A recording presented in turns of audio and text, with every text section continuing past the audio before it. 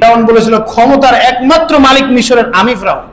একথা বলার কারণে যদি ফিরাউন আল্লাহ রাব্বুল আলামিনের কাছে তাগুত হতে পারে, সর্বোচ্চ সীমা লঙ্ঘনকারী হতে পারে, তার জন্য যদি জাহান্নাম হতে পারে, ঠিক তদ্রুপ আজকে এখন বর্তমান সময়ে আমাদের যারা ধর্মীয় নেতা আছে, মুফতি সাহেব, হুজুর, পীর সাহেব যারাই আছে, তারাও যদি একই কথা বলে, কোরআন এবং সুন্নাহর বাহিরে কোনো কথা বলে, সেটা যদি তারা বলে, তাহলে তারাও ফিরাউনের মতো তাগুত হবে, এতে বিন্দু মাত্র কোনো সন্দেহ নেই।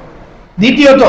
যদি ফিরাউন একথা বলার কারণে একমাত্র ক্ষমতার মালিক আমি মিশরের একথা বলার কারণে সে যদি তাগুত হয়, ঠিক তদ্রুপ আজকে যারা রাষ্ট্রীয় নেতা আছে, তারা যদি মেম্বার থেকে শুরু করে একদম এমপি মন্ত্রী পর্যন্ত তারাও যদি এমন কোন ক্ষমতা বাস্তবায়ন করে, এমন কোন ক্ষমতা প্রণয়ন করে যেই ক্ষমতা পবিত্র কোরআন এবং সুন্নাহর সাথে সাংঘর্ষিক, ঠিক তদ্রুপ ফিরাউন যেভাবে তাগুত হয়েছে, আল্লাহ রাব্বুল আলামিন তাকে যেভাবে চূড়ান্ত সীমা লঙ্ঘনকারী উল্লেখ করেছে, ঠিক তদ্রুপ আজকে রাষ্ট্রীয় ক্ষমতায় যারা, তারাও এভাবে তাগুত হবে, চূড়ান্ত সীমা লঙ্ঘনকারী বিবেচিত হবে, এতে বিন্দু মাত্র কোনো সন্দেহ নেই।